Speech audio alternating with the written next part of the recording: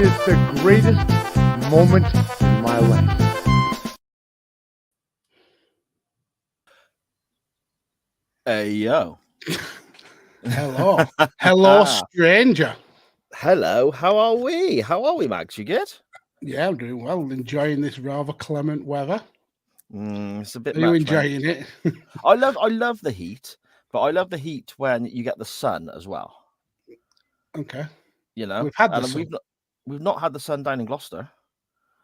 Have you not? Wow. No, it's been we've had glorious sun up here in the north for once. No, it's been grey and horrible and thunderstorms and all that nonsense, but it's still like 29 degrees and like crazy humidity and all that sort of I've shit. got my clock does the temperature and it's saying now 30 degrees in this room at like 9 o'clock. Yeah. Yeah, I'm sweating so much. It's pouring off me. And it's not even like, I don't even think this feels like proper summer. Do you know what I mean? It's because we haven't got the sun yet. We get like the heat wave, don't we, normally? Mm-hmm. This doesn't feel like proper summer. It just feels like shit, you know? No, I think you're a whinging bastard because when it's cold, you're like, oh, it's freezing. Oh, I can't wait for the sun. And then when the sun comes, oh, it's too hot. I can't wait for it to be cold. But that's my fucking point. We have not had the sun. It can be as hot as it likes when the sun's out. But when it's just like this, muggy and crap and grey and horrible, it sucks. I think you're spoiled. I think you should just appreciate having the sun when it's here. Oh, and then the rain. So not the rain, the thunderstorms start, and it scares the absolute living crap out of my dog. He was up on the sofa with me for like most of the afternoon, terrified and trembling. You know, so well, we had 5 minutes of a thunderstorm. We thought it was going to be an absolute downpour, and by the time we got in and then checked it, the floor was dry again. It just came and went. Yeah, so we've had it lucky. Tomorrow's forecast though is just sun. It's like just yellow sun all for us. Tomorrow's forecast is thunderstorms. Oh, we're swapping over then, Magsy. Looks like. Yeah, and that's it from BBC Weather now, and back to your regularly scheduled program. Welcome to the SJP World Media Weather Channel, and oh, Magsy, I missed this last week. I missed this. I'll go into a few details. Oh yeah, we'll go into a few details in a little bit when we start the show properly about missing last week and so on. But yeah, I missed it last week. Yeah. Oh yeah. I'm still and I told you why in the message.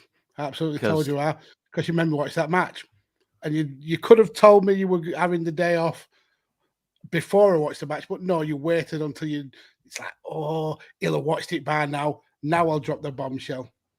You're an arsehole. That wasn't my intent at all. Did you watch it again for this week? I skimmed through it again this week, but I'd already taken more notes than I care to have taken for any Barry Windham match. I think this is going to be quite intriguing when we get to that match. But yes, we have a old school wrestling territories match to look at. We have a non-wrestling topic, which I'm going to struggle with a little bit, but we've got loads of responses from the CWF because it references gaming. So that's going to be interesting for me to hear everyone's biggest achievements on that aspect. We've got Mags versus Sai as well. Quizmaster Sharon is waiting in the wings for us. So I guess we better start the show. Good afternoon, good evening, good morning. Wherever and whenever you may be listening or watching from, this is Chain Wrestling Live with Mags and Sai, an SJP World Media production, episode 124. I am Sai, and with me, as always, is the Dory Funk. To my not getting drunk, because I've got a new job. So I've got to be careful that now, Mags. You can't turn up hungover, can I? Got to be a good boy. The Barry Windham. The Barry Windham, to my lack of wisdom, blatantly going to be exposed when we do Mags v Sai very, very soon. A podcaster who I know, despite how much he's whinged and moaned and bitched, will of course be incredibly professional, sensible and objective when looking at the Barry Windham match later on. The pod farmer himself, Lord Mags. I be them chickens then, pal. Well, but first, I've got to say that you are hoping that I'll be objective. I definitely won't be because I am a very spiteful human being. I'm not going to be objective about that match at all. But let's get on to some chicken. Chicken News with Mags, only on Chain Wrestling. So this week's chicken news, it's amazing, isn't it? This week's chicken news is actually bad chicken news. Ooh. Because my chicken supplier had to delay delivery of my new chickens because he was getting them from a third-party supplier and they've delayed, so he's had to delay. So unfortunately, the only chicken news for this week is that there is no chicken news. But they have enjoyed the sun. Yeah, they have enjoyed the sun. What we've had to do is I've had to be using the hose pipe to water their rundown because it was getting really kind of dry and dusty, and it doesn't attract worms, and chickens love worms and they love to scratch in the soil. So yeah, we've had to hose the coop down, and the best thing about it is chickens run away from water and they run very, very fast. It's catching a chicken with a hose pipe is a hard task. But yeah, unfortunately, no new chickens. Well, it's just building up the suspense, though, isn't it? It's like this whole thing with Roman Reigns and the Usos and the bloodline. You know it's going to happen, but we've been waiting and waiting and waiting. So when it does happen, it's going to be even better, isn't it? Yeah, or it's more like Via is coming soon, and then he just never turns up. Yeah, that's it. Magsy, shall we jump into the chat quickly before we get on with our second segment of the show now, I suppose? Yeah, and you can tell these guys have either got short-term memories or they've actually missed us, because we've got plenty of people in the chat today. Start off as usual with King's Pigs Banner, making me say something that I totally don't agree with. So these are his views and not mine. He says he likes to beat people up. He likes to have fun. You know what I'm talking about. It's Barry Windham.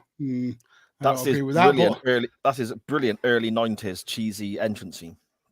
Was that actually his theme? Yeah, it was when the Steiners had that really cheesy, horrible Steiners theme about being, you're going to get Steiner lined and all that sort of stuff. It was, I think it was done by the same people. Yeah, it was pretty much done by the same. And it's like, he's big and strong, lean and mean, a big wrestling machine and stuff like that, you know? Okay, that sounds terrible. Fast and mean, maybe not lean. Connor from Connor Knows Footy. Hello, sir. How are you?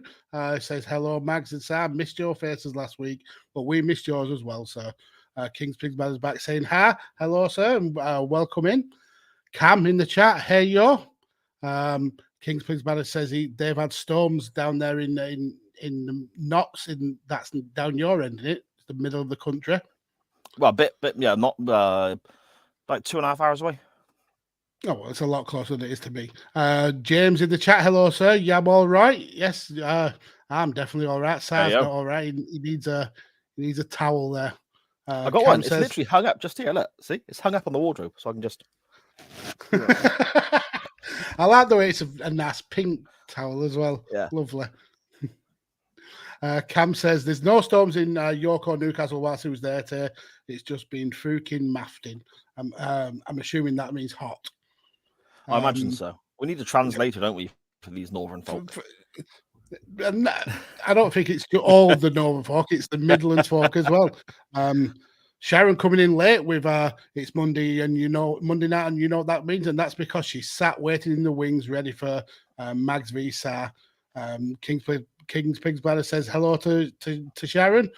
Cameron says he missed us last week, but not that enormously, as he was busy seeing the Arctic Monkeys.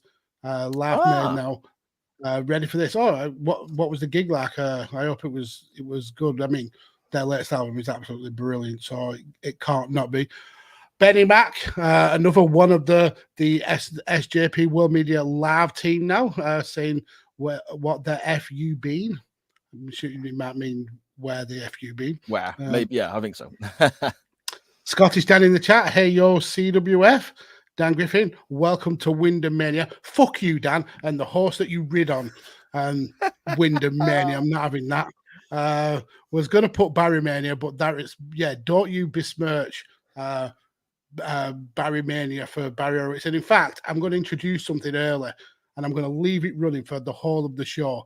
I put together a list of all the wrestling Barrys and all the wrestling Barrys that are better than Barry Windham. You So fucking prick. enjoy. And that can stay running for the whole of the show. Back to the comments. Benny Mac says excellent. And then King's Big Belly agrees that Barry Mania is definitely reserved for Barry Horowitz. And we did the show about Barry Horowitz, and then he's been all over my YouTube feed. I think he's done a couple of interviews with Chris Van Vliet and Wrestling News Corps, and they've got his take on loads of like wrestling subjects. So it's literally Barry Horowitz mania. So yeah, well, we started that. We were responsible for his comeback. Exactly. Like there, Barry Wolf was a better Barry than Barry Horowitz. Just for everyone on the audio version, just for everyone who's listening in the audio version, Magsy and I brought up a ticker running across the bottom of the screen on our live show with the name of every Barry he could possibly bloody think of, and the caption, "Barry's better than Windham," and we have such gold as Barry Allen, Barry Bronze, Barry Buchanan, as in B squared. No, that was Bull. Oh, Bull, okay. But still, fuck off. Barry Darce. Oh my God, this is going to upset me. And you'll have to look at it for the whole of the show. Connor says it's poured down all day and all night out there in Ohio, and it's brought cool temperatures. Yep, that's brilliant. I mean, we could do a break in the temperature just to refresh the air, but I do prefer the sun. Cam says, yeah, Mags, it was everything I could have expected more. Brilliant seeing all the folks scurry off like hands when they played the new stuff. The new stuff's amazing. It's really, really good. Is this you in the chat? I don't think I have heard any of these Barrys. No, it's not me. I think that might be Sharon, actually. I think that might be Sharon because she's admin on some of this stuff. So she's replied on two things. That's it'll probably, talented. When you type into the one on the admin, it comes up with through both, doesn't it? Scottish Danny says, "Is Barry Hart a relation?" It was actually Barry Hart was actually Barry Horowitz, but one of his earlier gimmicks. So you put the same person twice just to bulk out your list. Just to clear up, this was all the Barrys listed on Cage Match. Barry Hardy. Isn't Barry Hardy the one who dressed up like a fucking turtle with Gilbert? Yes, he is. You're an absolute knobhead. Liam in the chat. Hello, sir. How are you? Liam, hello. Scottish Danny. No Bull Buchanan slander. Yeah, no, it's only Barry Windham slander. Whoops here. Whoopsie, that was Sharon typing, not Sa. Whoopsie, that was Sharon typing, not Sa. So she did the same thing again. And then to confirm, to all levels, isn't it? Yeah, and to confirm, Barry Hart is Barry Horowitz. Yeah, when you clicked on the name on Cage Match, it tells you all the different Barrys who they were, their other characters. I think it was also the Red Knight as well in one match, but that's the chat all caught up with. Excellent stuff. And again, thank you so much to everyone who has joined us. Very quickly, before we get Sharon involved, last week, the show not going ahead. I want to apologize to everyone. That was my decision. I made that call. I'm not going to lie. I'll be straight out with everybody. And it does tie into a new project of SJP World Media coming very soon as well. I had a little bit of a wobble with regards to my mental health. I was feeling a bit sorry for myself, having lost my job. Thought I was all right. Went a bit grumpy and miserable. Thought I was all right again. And that was another day where I felt I was a bit grumpy and miserable. And I just kind of wanted to be left on my Todd. My wife, as always, was fantastic. Just left me be, but was there if I needed her to be, and so on. And I'm feeling a lot better now. And today I did start it's a temporary role for now, but I've started a new job today. So yeah, everything is hopefully improving. But yes, the new project I am talking about is, of course, Safe Place Sessions. You can follow it on Twitter, linked all in with the SJP World Media Twitter accounts and Facebook accounts and all that good stuff. And it's numerous people that you're familiar with from the world of podcasting. Some hosting, some being guests, and vice versa. It's just like a big group of us doing all sorts, and anyone is invited to join in as well. All just discussing mental health and how people deal with things themselves, their own experiences. No one's an expert, no one's qualified to give advice from a medical standpoint, but it's just a place where people can talk and listen to other people talking. So make sure you follow that show I'll retweet it later on from the Chain Wrestling account as well. Make sure you follow that show and you reach out if you want to be involved now or any point in the future. Magsy, I've got my Chain Wrestling bracelet on. I've got the very first ice cold cream soda of the year. I'm ready to get destroyed in Mags versus Sai. I mean, it's not going to happen, but let's do it.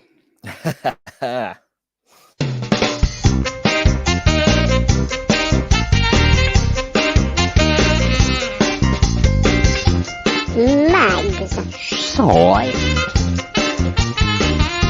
Mags. Soy.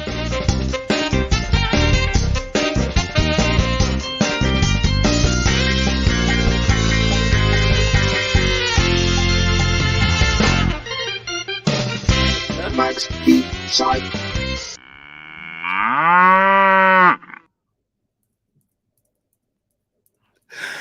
I spotted then that Sharon and I were both head bopping exactly in sync.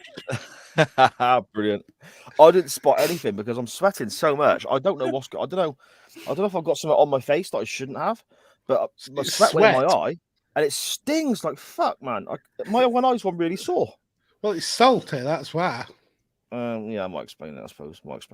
Anyway, let's not go on about how much experience you have with salty liquids on your face. Let's introduce my wife, Quizmaster Sharon. How are you doing, my love?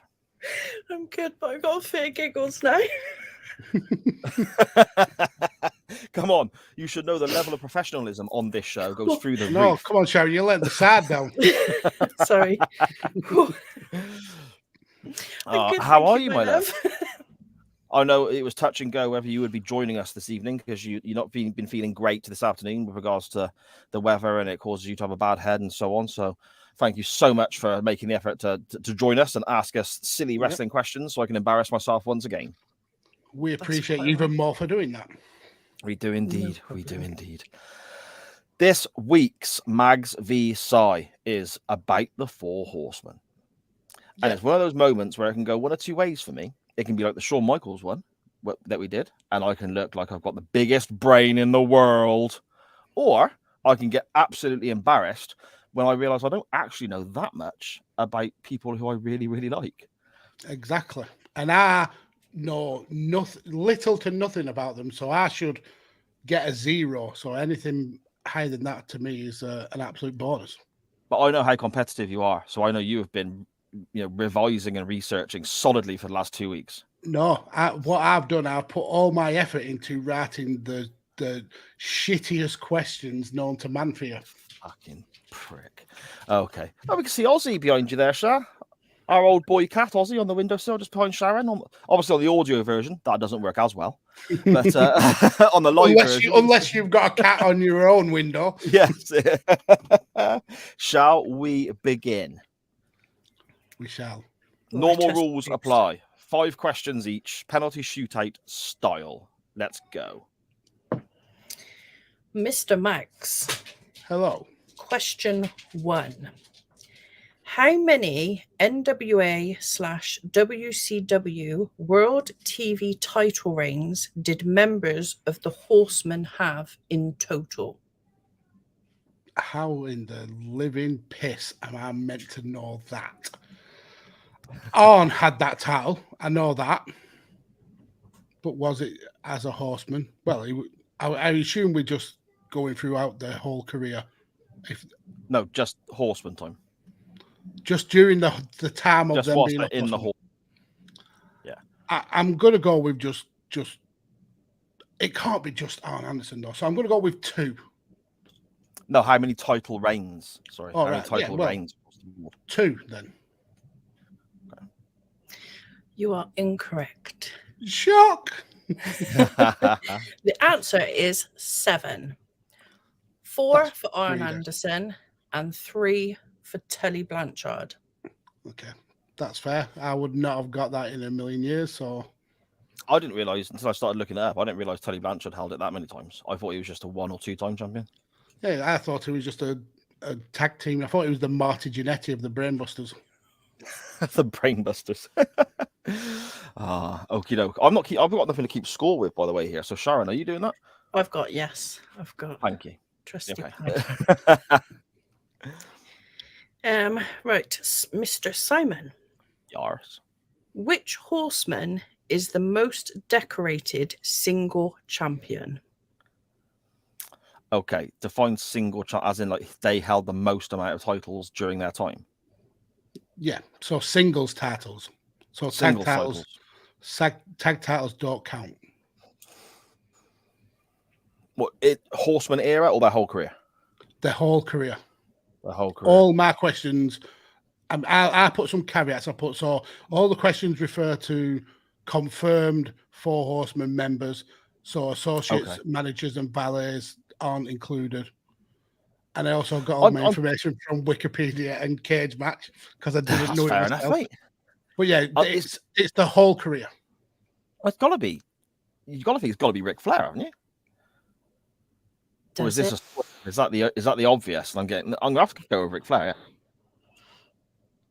You are incorrect. Bollocks.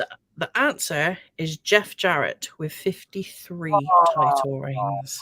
Yeah, because he put himself the TNA champion 96 times, didn't he? And I knew you'd say Flair. Yeah. Because I put Flair had 37 reigns. Oh, there we go. What a question. That was Magsy. That's fantastic stuff. So we're starting as we mean to go on. No. Yep. This has got draw written all over it. Mr. Mags. Hello.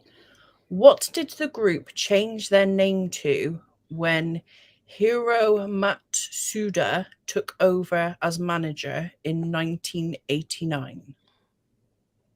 Oof.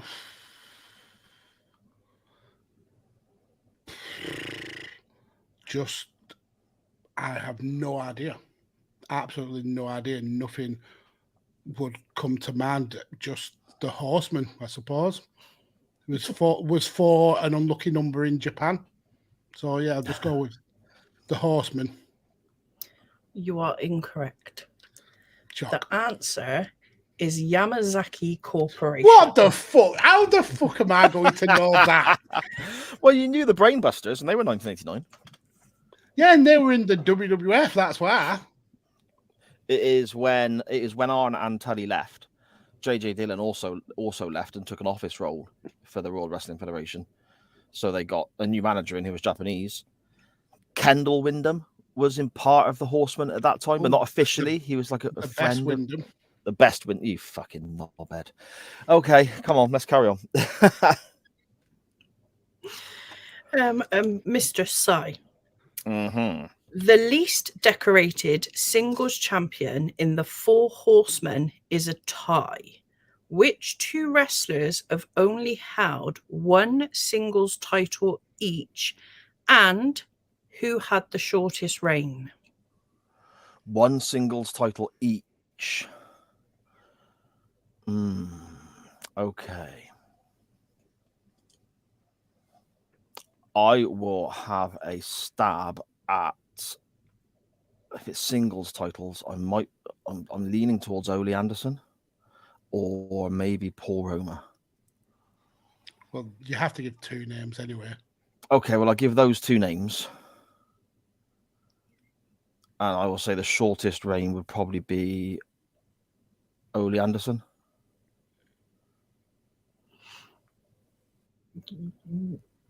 You're half correct. Oh, okay. Go on then, spill the beans. That's a brilliant question, Magsy. You're really good at this shit. The answer is Paul Roma and Mongo McMichael. Oh, okay. Yeah, he had one US title reign, didn't he? In 97, I think it was. Going into 98, maybe? Mongo had the shortest reign with 25 days as WCW US champion. Yeah, US champ, yeah. I think he then dropped that to Jarrett, I think, didn't he? Okay. Oh, so close. You did well, though. Is that a half, or is that just no? It is zero? not. No, it is a 0 point. Oh my god. Mr. Mags. Hello, I'm holding out for a 0-0 draw. According to Wikipedia, how many different wrestlers have officially been Horsemen. Okay, so He's I gonna might get have a this. He's gonna chance get with this. this Yeah. because I did mention about not having associates and things like that. So you've got Mhm. Flair, Arn, Ole, Tully, Lex, shitty Barry Windham, Sting, Sid, Benoit, Pillman, Roma, Mongo, Jarrett, Malenko, and Mr. Perfect. I think that's it. Fucking I think. hell. Holy How many shit. was that? I was wasn't unbelievable. counting. That was bang on. That's 15. That is literally, and until the last couple, when there's one or two the wrong way round, he even named them in fucking date order as well. Really? Yeah. It's because I have had my eyes glued to the Wikipedia page to get your questions that it just sinks in. So I'm holding off for a win here. It might be a very, very unexpected win. Come on. I'm happy now. Well, you are when you hear the rest of the questions I've set. Brilliant. Mr. Sai. Yes. Ric Flair has by far had the longest in-ring career of the Four Horsemen with 49 years. As of recording, how many years stand between Flair and second place Sting?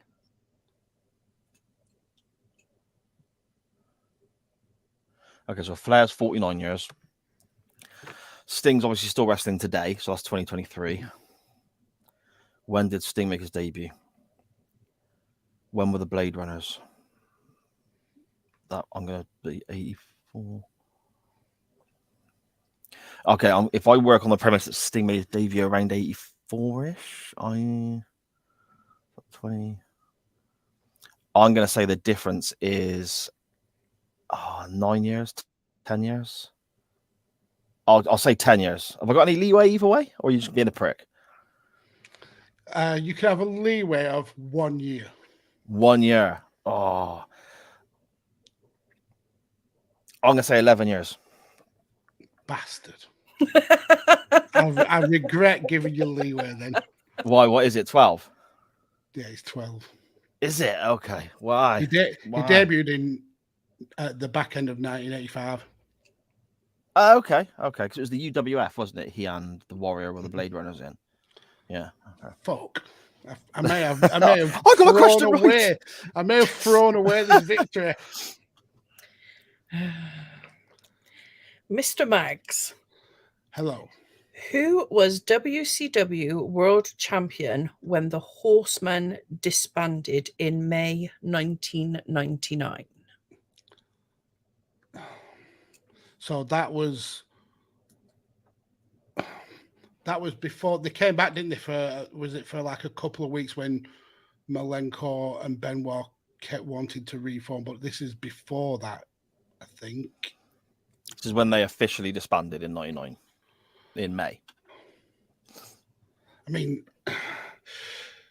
it's not going to be Flair because he was He was more of like the president role, I think. So, I mean, the easy shot is to go with Hogan. So I'm going to go with Sting.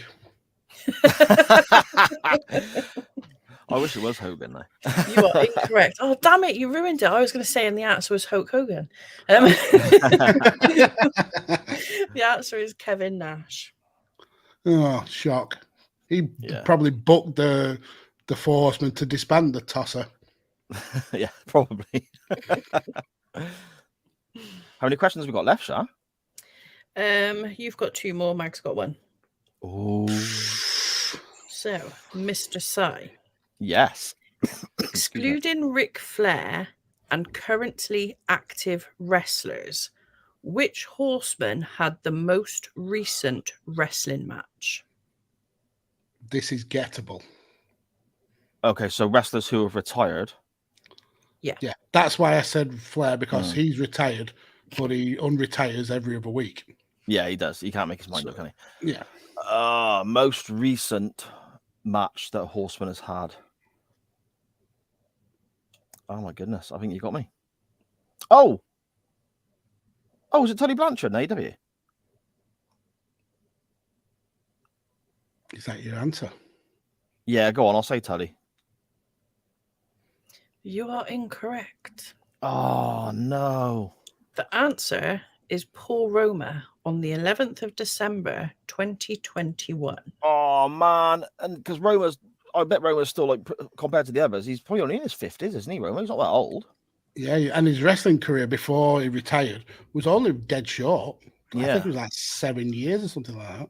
Oh, I'm kicking myself now, dickhead. It was that's gettable. enough.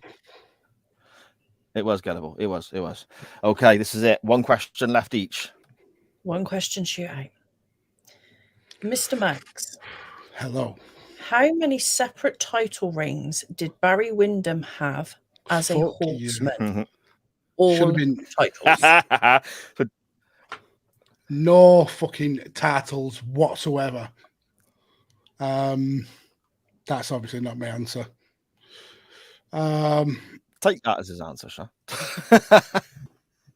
I'm going to go with 4. Is that your final answer? Yes. You are incorrect. Oh. The answer is 1. So, The US title in 1988. awesome. Mm-hmm. I had to throw a Wyndham question in there just because of the grief Yeah. you're giving poor Barry. Well-deserved grief. Oh, okay, come on then. Let's see if I can make this not a draw again. Last question, Mr. Sai. Mm-hmm. How many of the 4 horsemen have spent over 500 days holding a particular title over combined reigns? Oh, why? Okay. How many? Well, you got to say Flair, haven't you? For the world title. I would imagine Arn and Tully for the tag belts, I would expect. So that would count as 3 then, wouldn't it? Because you don't count it as a team, do you? Like, you look at the individuals, Max, yeah? I'll put them as individual wrestlers, if that's helps. Okay. You got to think who was in the Horseman longer, wouldn't they? Well, no, because across their whole careers. Yeah. Okay, well, that changed. Well, then I would say over 500 days. Okay. Flair, Arn, Tully.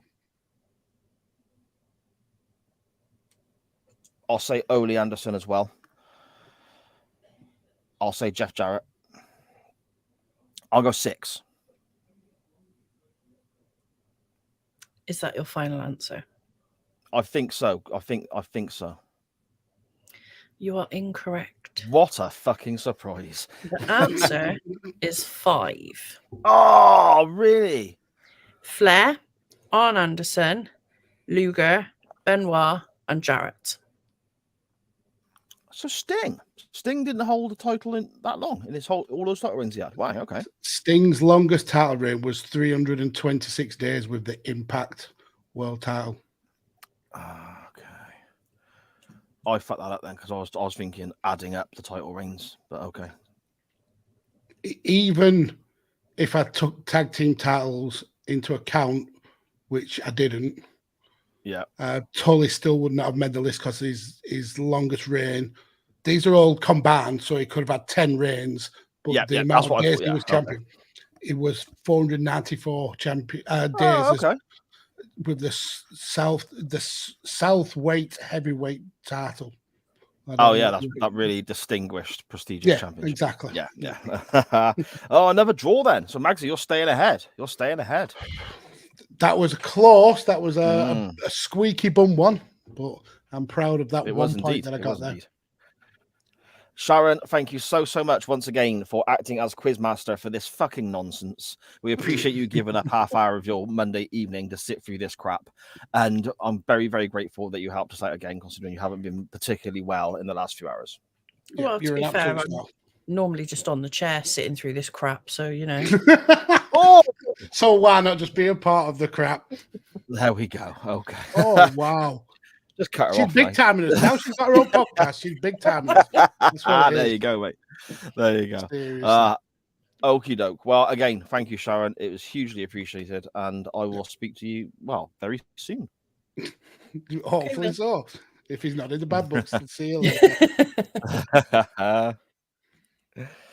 Magsy, I am sweating so much. It's ridiculous, mate. Speaking of draws, actually, before we get on to our non-wrestling topic, speaking of draws, I updated that spreadsheet, didn't I? You did. And this is going to be, I find this absolutely amazing. All the episodes we've done. So effectively, we've got a spreadsheet that is now up to date. So we know what matches have won polls, what have lost polls. Oh, yeah, okay. All right. And we can now go back and see what matches we've already covered and so on. 124 episodes. It can be a bit tricky to keep track of. And it also tallies up who has won how many polls and so on. Out of all these 124 episodes, there's been, I've not got it in front of me, but I think it's 6 50-50s in total, which is a silly high amount, Dan Griffin. Thank you very much. Six 50-50 polls. And then Mags and I, we have won exactly the same number of polls across the whole of Chain Wrestling. I think you said it was 58 apiece or something like that. Something like that, yeah. That blew my mind. It makes it more interesting because if I remember rightly, I took a very quick lead. Yeah. Like 4 or 5 in front, and then you clawed it back, and then you took a lead. I think you ended up being about 4 or 5 in front. So for us to go so long and it be balanced out, that's very, very shocking, especially the picks that you put forward as well. Just the CWF must be gluttons for punishment. I like to give people options because I think just picking stuff from give me what I want. Exactly, mate. Exactly. Shall we jump across now and do a little bit of our non-wrestling topic, Mr. Mags? Yes, we shall. When I find the button for the video. NWT time. Oh, no wrestling talk here. It's the non-wrestling topic. Lovely. Nice. Lovely. Nice. Ooh, lovely. Lovely. I missed that belch last week. Definitely. This ticker going across the bottom here of all these names of Barrys that you say are better than it's amazing, isn't it? Barry Windham, right? There was one guy that just went across there called Barry O. That guy hasn't even got a fucking last name. There's one called Barry Barlow, so he's not technically a Barry. And Soldier Barry. Let's not forget good old Soldier Barry. Oh my goodness gracious me. I think the lack of respect for one of the greatest to ever do it on this show is downright disgusting. Listen, I gave him his props and named the episode the 33rd Best Barry in Wrestling. I also saw the description that you gave this show this week as well, saying that because you had to watch Barry Windham, you're not going to write a description. That was literally in the YouTube. I am nothing if I am not petty. Our non-wrestling topic this week concerns gaming, which is really a great tie-in because we've had a new show join the network. Well, I say a new show. It's a new show to us. It's a show that's been running for a little while now. Gameplay Junkies, hosted by the awesome Benny Mac and his good buddy Jack there as well. And we have the podcast version dropping every other Sunday night, straight after the live version.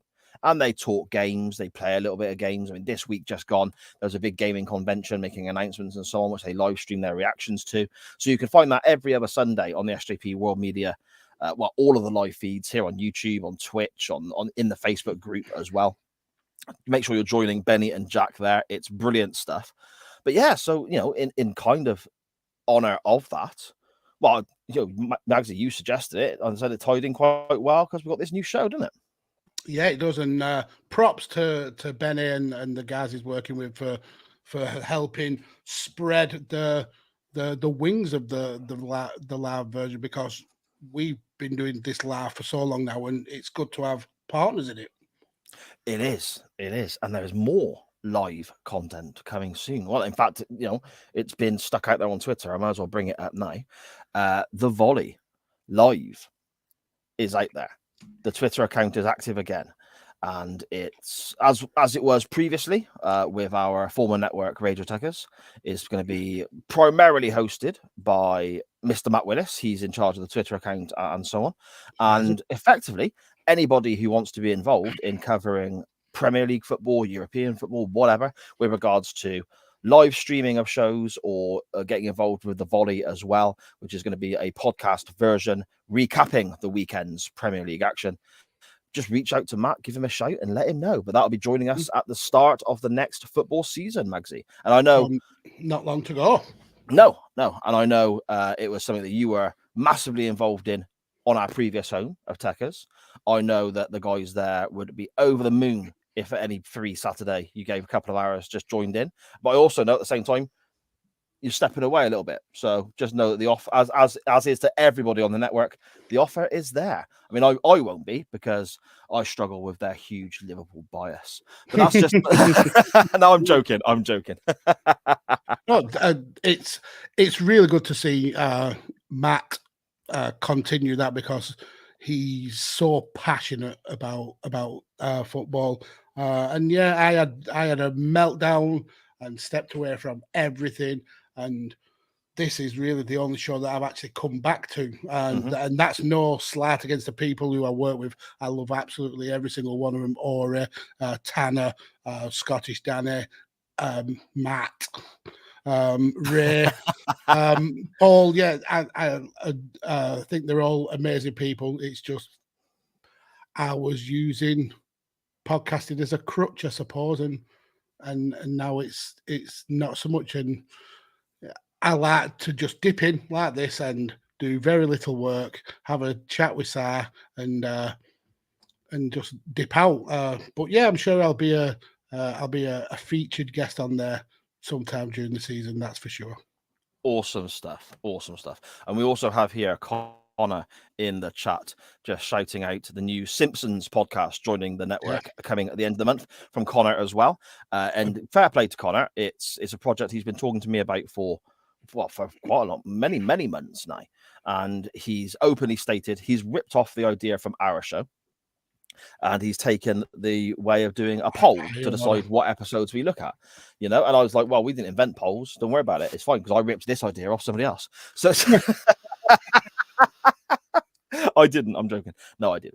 And so the first poll has been out there, deciding on what season 1 episodes of The Simpsons Connor is going to be covering.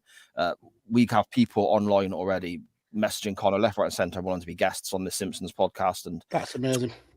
That crazy yellow world of Springfield with him. So yeah, the network is just growing in all directions, Magsy. So awesome stuff. Yeah, and Connor won't be the last person to try and rip off chain wrestling. He certainly wasn't the first. Fightful. Yeah, I can't. That's another project that I'm slowly getting back into listening to. Some podcasts, the Sharon's Away from the Pages is absolutely outstanding. I really enjoy that. Second episode was fantastic as well. Was it that dropped on Thursday? That was so good. And I'm definitely going to give Connor's Simpsons podcast a listen. I think I've got every up until the last season. I've got every episode of The Simpsons stored on my hard drive. You could have just said on DVD or something, and nobody would have batted an eyelid. I know, but I didn't, did I? You didn't. I told on myself.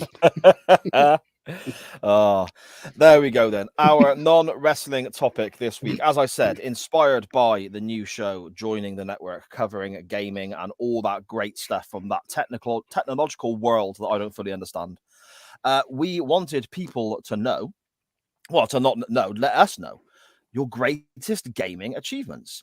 And it's brilliant because there's so many different age groups who listen to this show. I mean, we've got I don't know if my son Liam is still in the chat, but he is obviously of a certain age. Then we've got people double his age. So the gaming world has changed dramatically. We've got older people who still play games now. We've got people such as myself who only played games when I was younger or only play older games. So we've had quite a diverse selection of people's achievements, Magsy, haven't we? Yeah, we have. I mean, I think gaming has changed over the years. It used to be the domain of kids, and once you got to like late teens, you kind of grew out of it, and now a lot of people use gaming as a way to relax after a hard day's work, as a way to socialize with friends online, or in a lot of cases, as a way to subsidize their income with the likes of Twitch and things like that. So yeah, it's gaming has had a monumental shift, and it's become absolutely huge business. So it was interesting to get some of the answers that we got. Just to put it into context for everybody with regards to myself and my own personal gaming, I played Championship Manager 2001. Still play that game over and over again. It's the only game I now play. The Mario Brothers game we've got a GIF of it on the screen here, the very first one on the old grey block NES. That was a computer I had when I was a kid, and that was one of my favourite games. So that gives you an idea of my kind of gaming background. Nowhere near as advanced as some of our listeners, Max. No, and mine is... I mean, I had the same kind of start as you. I actually started with an Atari 2600, went on to a NES.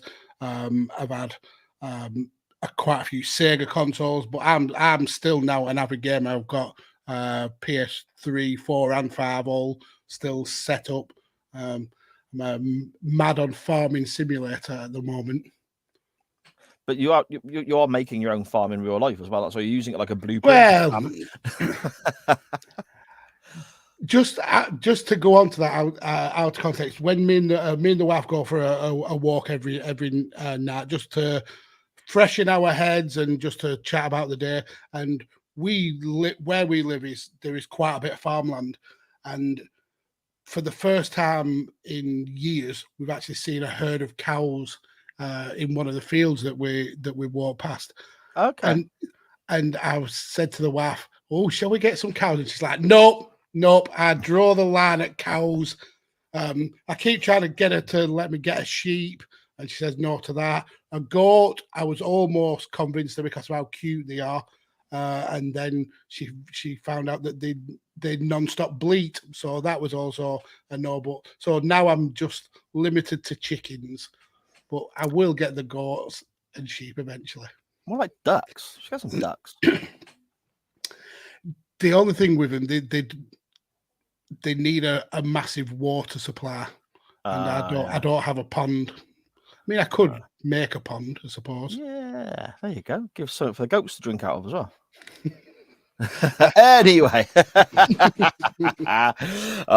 Magsy, I will go through these messages and tweets in the order they arrived into us. Okay, my friend?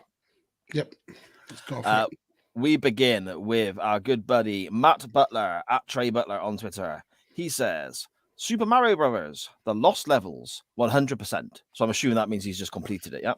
Yeah, I mean, just to get 100% on that game is a feat. It's if you played the original Mario Brothers, yes. The Lost Levels is that game on crack. Okay. It was actually not released in the West because Nintendo thought it would be too hard for Western audiences, and I think we ended up getting it like in a pack with the Super Nintendo, where it was all that packaged all together, all the Mario games. But yeah, it is rock hard. So that is a massive achievement. You also got to remember as well, and this is something that I try and explain to my lads sometimes. Back then you couldn't just save a game and fuck off. No, it was one and done.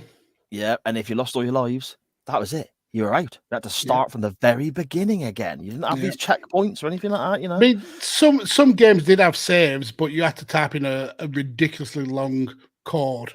Or you'd have to write it down and remember it. I had Street Fighter 1 on the Spectrum. Jesus wept. That's a horrific game. So when you can only be Ryu or Ken, you couldn't be anyone else. And when you beat a fighter, you had to press play on the cassette tape to load the next person to fight. I remember games like that. And if they beat you, you had to rewind the tape to the beginning, press play again to reload the start of the game to go back to the beginning. Horrific. Absolutely horrific. These kids don't know they're born with instant. They don't, mate. They don't. You just turn your console on and the game's straight there. When we were youngins, you had to watch the screen, the kind of rainbow coloured lights, load the game in for hours. And then if it didn't load in properly, you had to rewind it and start again. There you go. We have here also Mario Kart Ghost Valley 2. He had a world record temporarily. I think that's supposed cool. to say. That's amazing. Fair play. Simpsons Arcade completed that.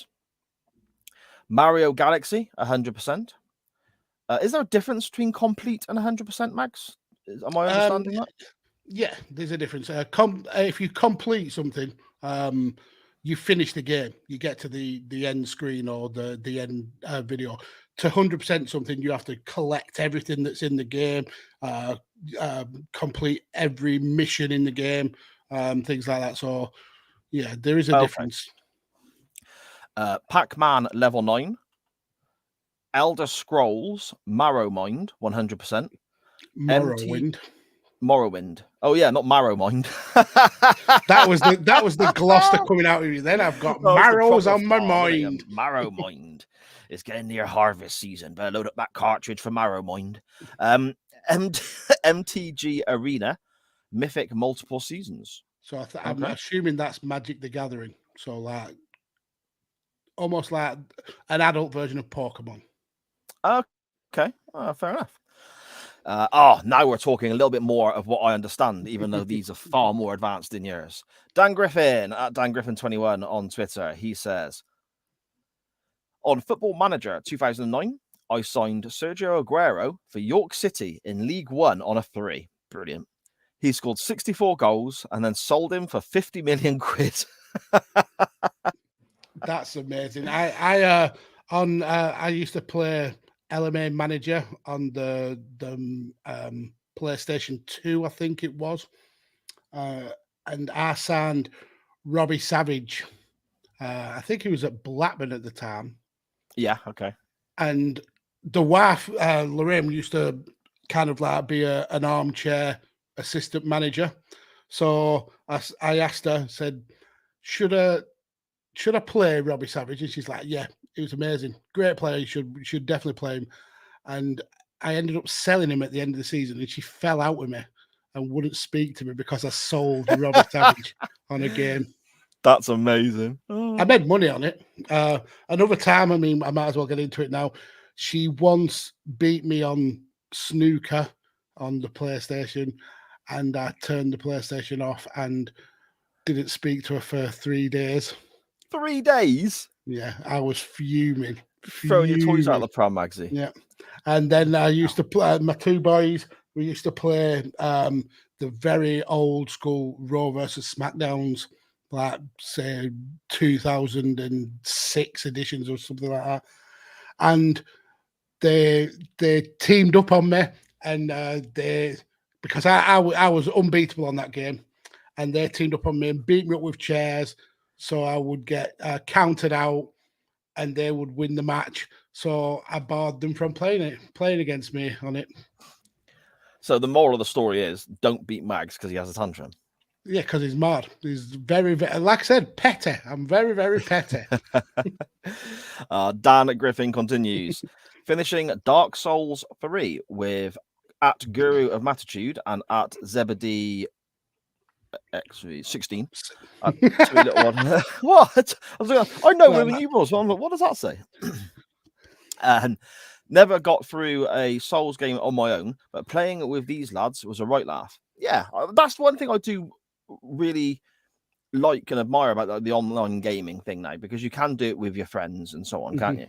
Whereas back when I was a kid, it was like, you know, you sat in your bedroom on your own, or you went round your mate's house and hopefully he'd have another controller. That was kind of it, wasn't it?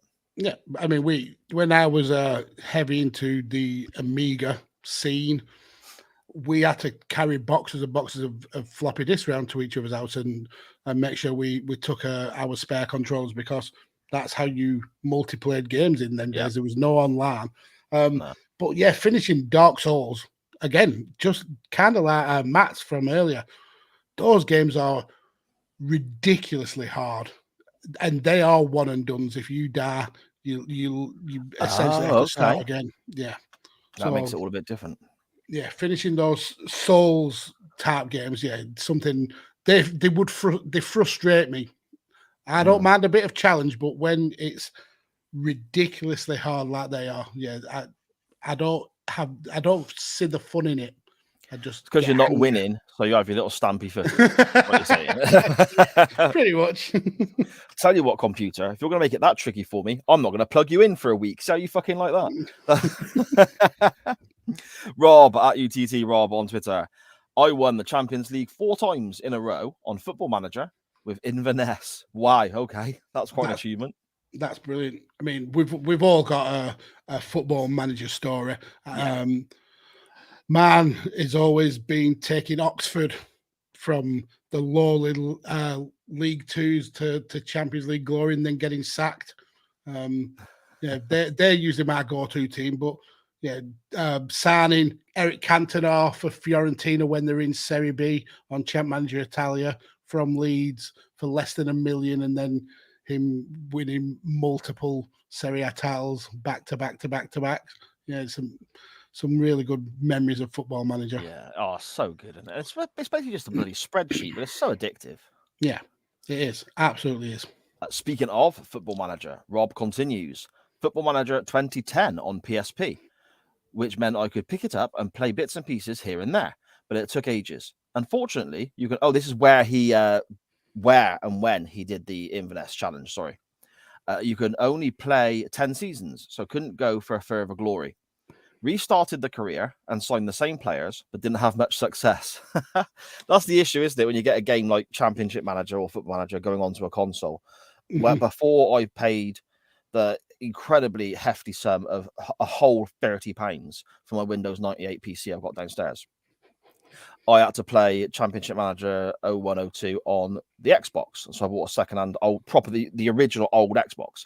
Yeah. And I didn't realize until I got 20 seasons in that it only plays 20 seasons and then says, well done, good game, and shuts down. I was devastated again. Yeah. And I know I've heard that Football Manager is coming out for the consoles. I think it's already out on Xbox and it's due to come out on PlayStation 5 pretty soon. But I remember Football Manager on the PSP. What a great game. The best thing about it was they had some inbuilt challenges that you could do. So you'd be a manager of a club who are in mountains of debt and you had to get them back to basically being in the black, or you had a club that you were forced to sell all of your good players and they still wanted you to stay up, things like that. Some really good challenges in there. So yeah, I missed that game. Yeah. Oh, that's good stuff. We have more here from Dan Griffin. He says, other Football Manager stuff. On 2015, I took Preston from Championship to Champions League, York City from National League to Premier League, and won top leagues and cups in England, Spain, Germany, and Italy, as well as 2 World Cups, a Euros, and a CONCACAF Cup within 30 seasons of the same file. Bloody hell, 30 seasons in accomplishing all that. That's amazing. That is absolutely outstanding. I very rarely go like 20, 30 seasons. I always end up wanting to restart. When you get to like regen players, where literally none of the players are actually original players, it does. I do kind of lose interest and then end up restarting and trying to kind of like do the same thing again. But to go 30 years, that's amazing, Dan. Yeah, amazing stuff. 5 Nerds Go at 5 Nerds Go on Twitter. Completing Sonic the Hedgehog aged 5. Wow, okay. Bloody hell. When I was 5, I was still eating crayons and mud. Playing V-Rally versus my family and beat them all by about 20 seconds, aged 7. Fair play. V-Rally, that was looking back now, that is a horrific looking game, but at the time, it was mind-blowing how good it looked. And Sonic the Hedgehog tale for me is when it got to the water levels, I'd always pretend to drown Sonic, and it would make Mrs. Maggs go absolutely spare because she hated the music. When you got that to the countdown of the 5 seconds, she hated that music. She's got this phobia of drowning as it is. So to see Sonic the Hedgehog almost drown, many a time she's given me a dead arm for almost drowning him. So the music gives her some form of anxiety, and she also has a fear of drowning.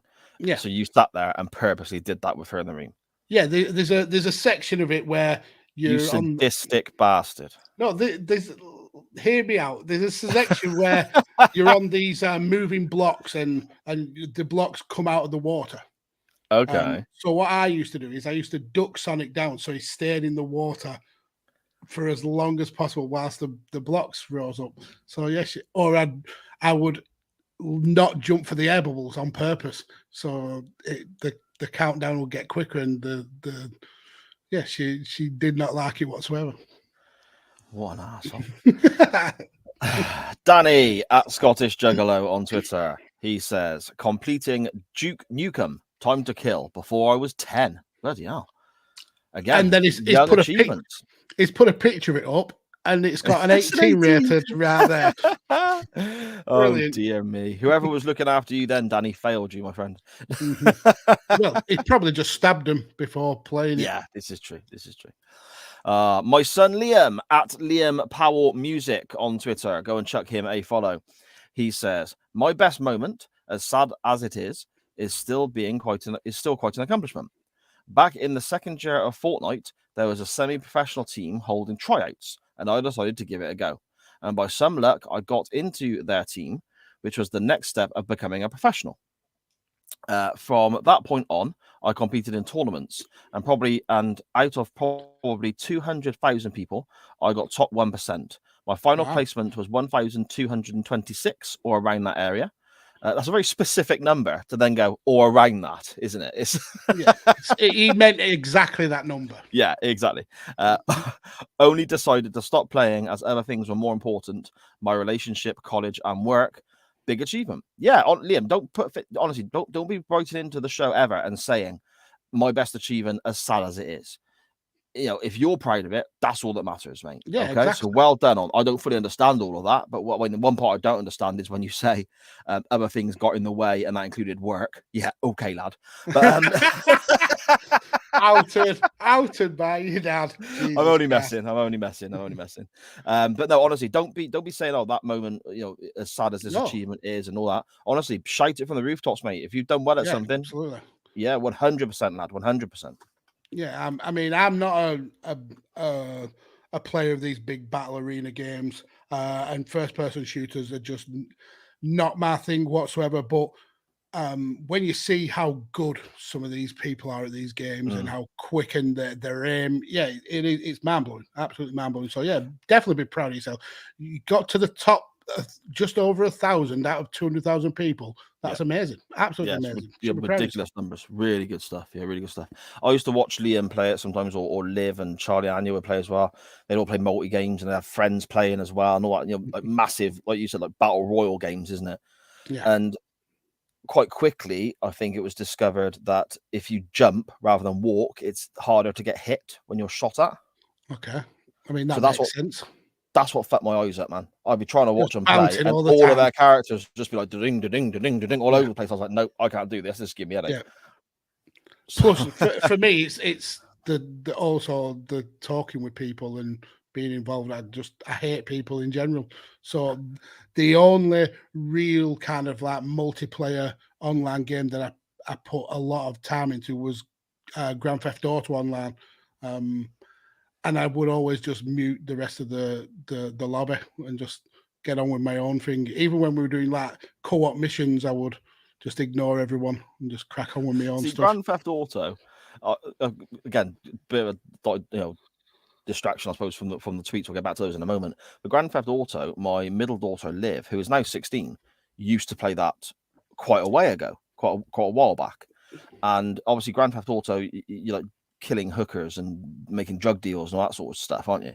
She wouldn't play it like that. She just liked to make the cars look really nice and then just drive them around. So she would following the rules of the road. Exactly. Staying on the road and waiting with traffic lights go green. That's when she'll go and all that sort of stuff. And I was like, Liv, just go and smash something up. And she's like, oh no, I don't want to mark my car. Yeah, and all this sort of stuff. Brilliant. Good Cop, Bad Cop Wrestling Podcast at Good Bad Wrestle on Twitter. They say, not much of a gamer, but very proud I unlocked the GOAT on the game Find the Invisible Cow today. FindTheInvisibleCow.com, he says.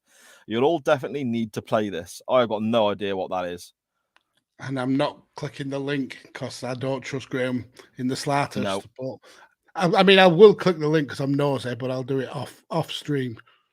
Yeah, link could take you anywhere. That could be as horrific as that time. It's not worth the risk with Graham.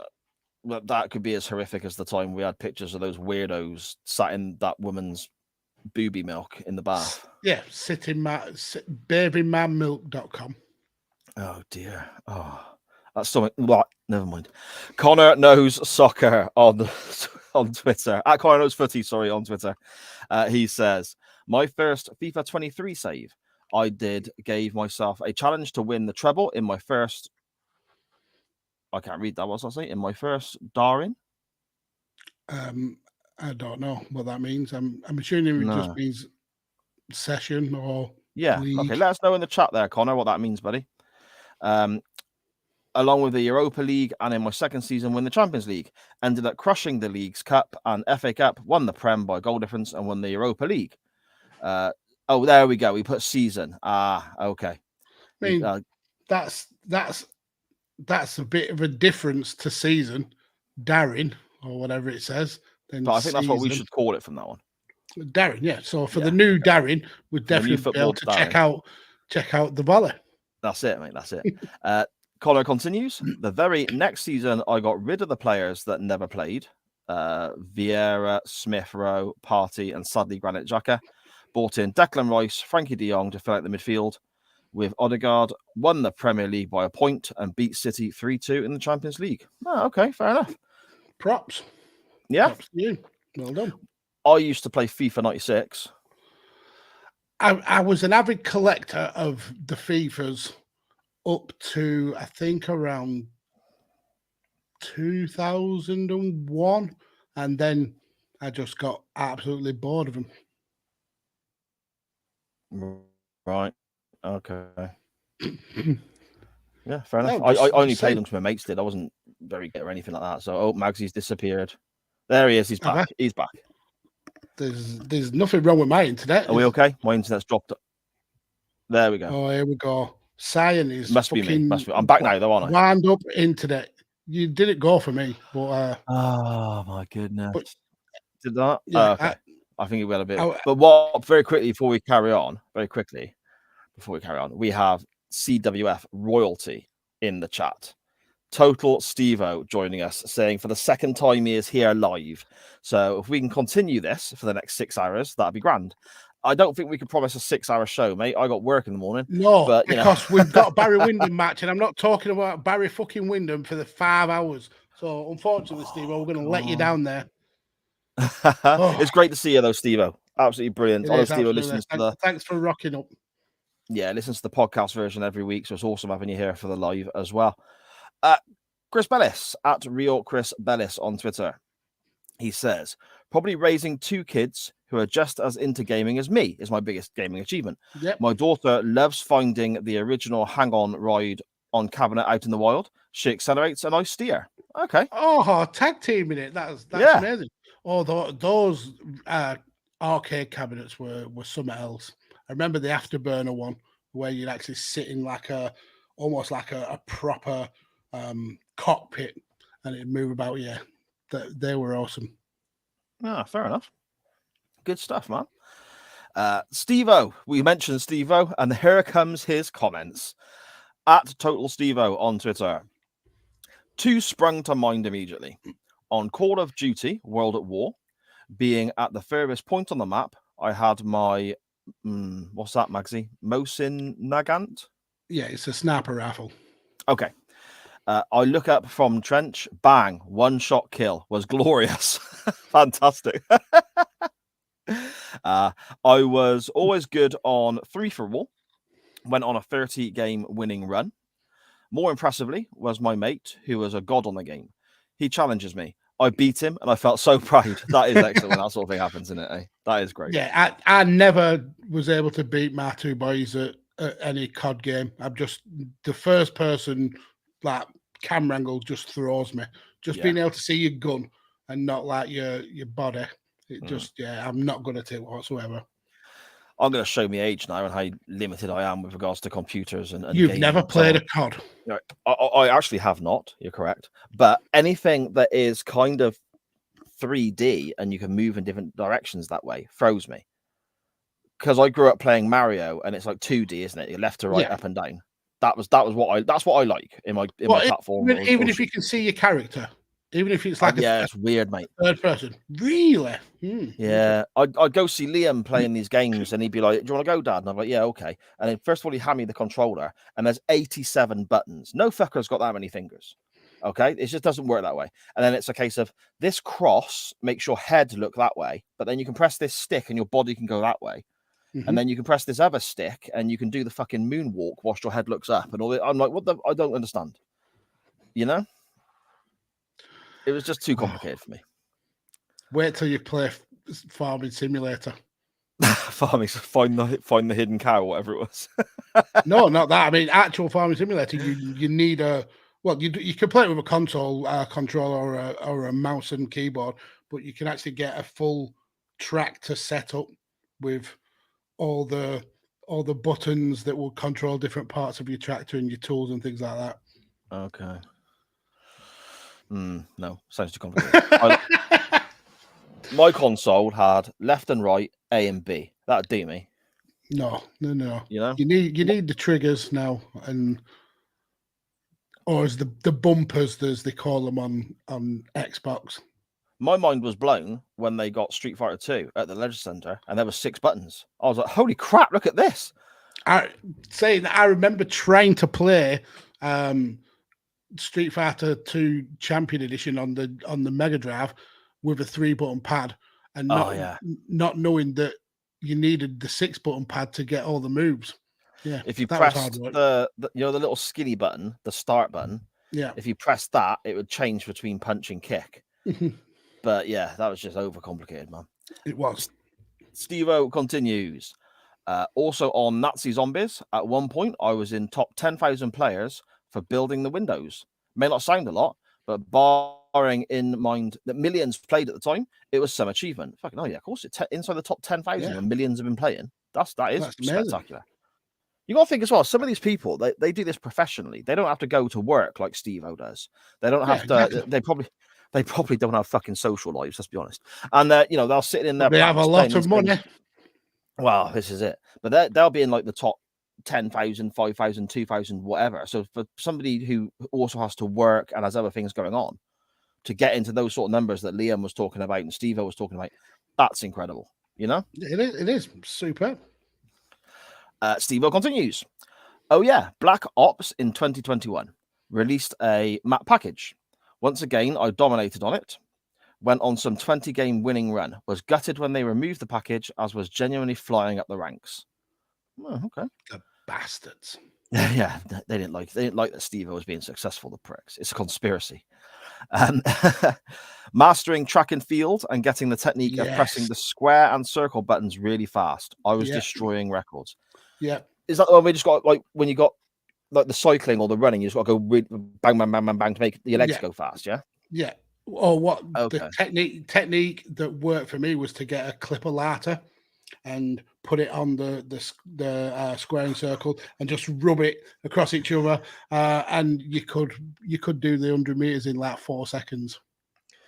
You sound like such a wasted stoner when you say that. Just sat there with your gamer and your lighter going good. It worked. It worked. Steve-O continues, staying on the COD theme. I used to be a master on capture the flag on World at War.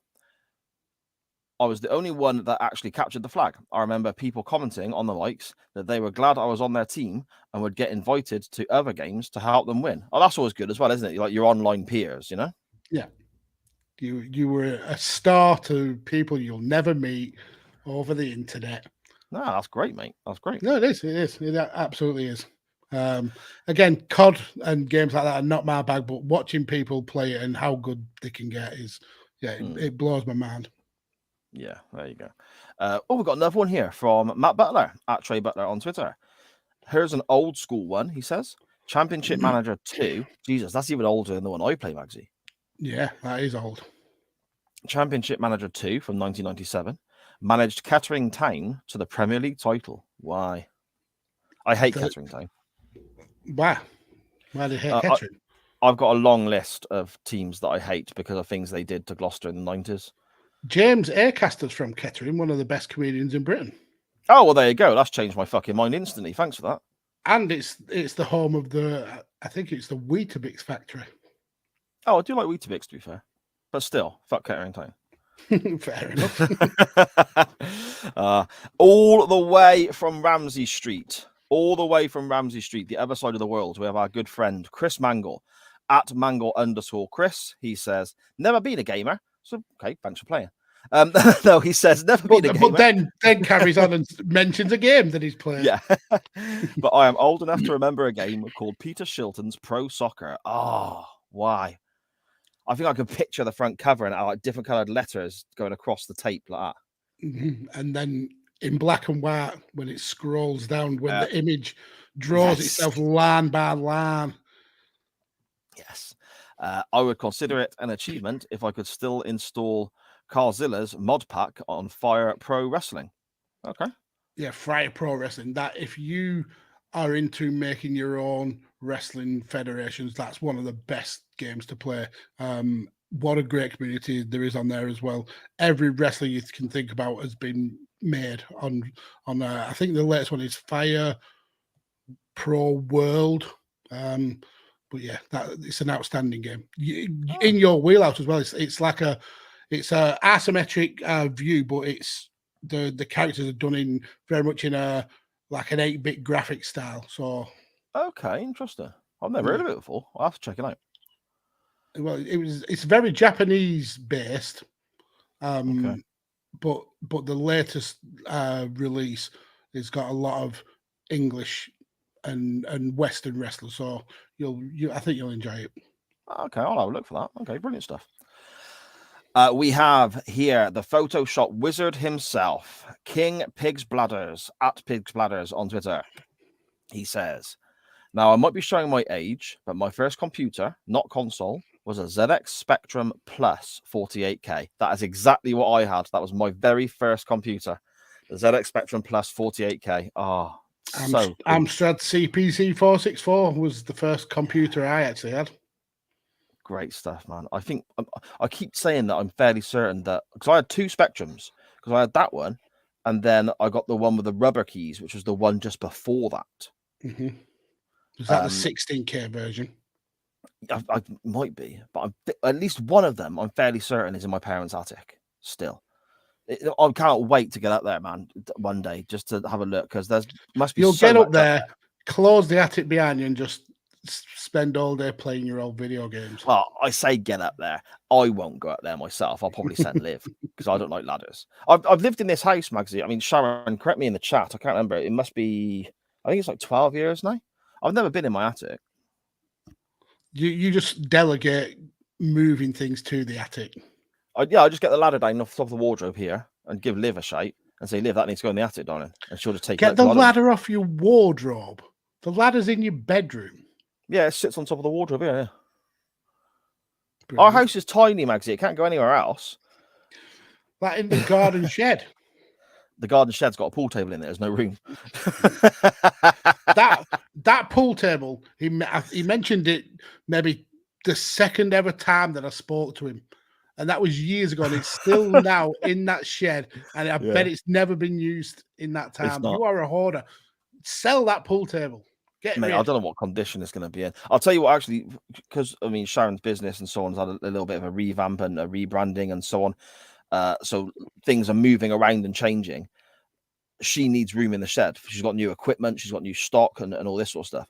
So I need to empty the shed out. When I do that, I'll strip the pool table out of its coverings. I'll take some pictures and I'll put them on the Chain Wrestling account so we can have a look at what it actually looks like, you know?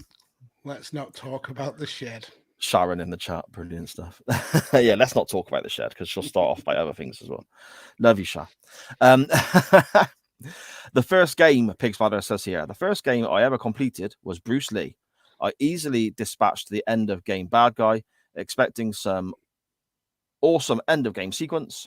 What I did get, well, it just put you back to the first level to start the game again. Oh no, what a crock of shit, he says.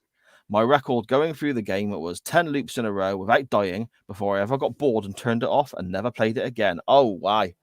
I hated games like that when you spent ages to complete a game and then you get nothing or just one kind of screen saying congratulations and then straight back to the beginning. It's like, you fucking arsehole.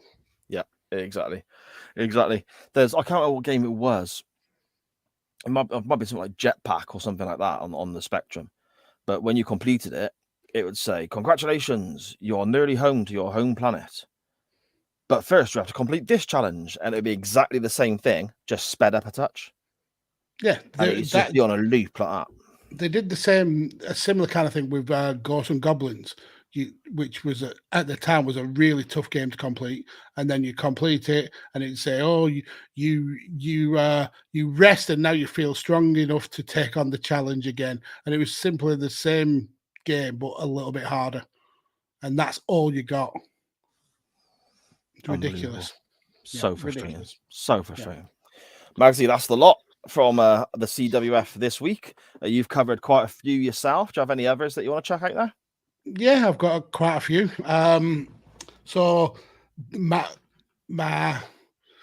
most invested I've been in gaming was when Metal Gear Solid 4 came out for the PS3, and I literally booked days off work to play through it, and I went through it all in one sitting.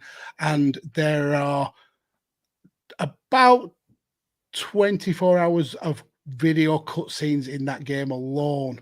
Right. So playing all that in one sitting was it was hard work, and I didn't pause it. So anytime I needed to go for a piss, it was quick time before the video ends and back. I thought you were going to say it was just like the Jim Ross bottle under the desk technique. I just pissed myself. We needed a new settee after that game. Then I've mentioned the Football Manager ones recently. I've one game franchise that I've absolutely adored since day one was Ratchet and Clank, and it's one that you'll detest because it's a 3D kind of platformer where you don't only control the character, you control the camera as well. And I platinumed the latest game in one sitting. It's called Rift Apart for PS5. And that was a hard slog, but I was able to get the platinum in that. So I'm very, very impressed with that. Then for the WAF, on the Sla is I wouldn't say avid gamer, but she has a certain kinds of games that she absolutely adores. Things like match 3 games, kind of like Candy Crush, things like that. But there was once a game called Lumans on the PSP, and she held the world record for the highest score on Lumans 2 for about 4 years, until the company the company that collates the record was a company called Twin Galaxies, and they were involved in a lot of legal battles, and they ended up kind of like expunging the whole record system. So unfortunately her record got wiped, but she was the world record holder for the highest score on Lumans for about 4 years. That's amazing. Oh, she is so good at it. I've actually got a version of the game now for PS5, and every now and again we'll have a friendly competition about it. And I actually got a high score better than hers, and she wouldn't not play until she beat my high score again. Brilliant stuff. So she's as competitive as me. Yeah, but she doesn't tantrum when she loses like you. She just decides to get more. She puts her effort. She takes it as fuel. I just take it as anger. So Dan's just put in the chat. Metal Gear Solid 4 was a hell of a game. How did you feel getting back to Shadow Moses? Yeah, the flashback scene when he's in the helicopter. It's all in the feels, absolutely all in the feels. Just because Metal Gear Solid was the the breakout of the Metal Gear games, and what a brilliant game that was. And he also asks as well, are you going to get Metal Gear Solid Delta? Now, I'm in two minds. One, it's a remake of Metal Gear Solid 3, so I have to get it, but it hasn't got Hideo Kojima involved. Now he's the brains behind Metal Gear, and him and the development company Konami had a massive fallout, so he's not involved in any of the Metal Gears anymore. So it feels a little bit different, him not being involved, but it's Metal Gear Solid 3. Yeah, I've got to get it. So yeah, I will be getting it, Dan. To answer your question, I will definitely be getting it. Obviously, for any achievements I've got are much more dated than any of the games you're talking about here. You know, I completed Mario Brothers, the original one, and I just felt like it was the biggest achievement of my whole life at the time. I don't know how old I was, but I felt like it was like the most incredible thing I've ever done, and I wanted to shout it from the rooftops and just call my dad in, and my dad was like, "Oh yeah, go on." So there was that. Final Fight on the arcade, the actual arcade machine at the centre.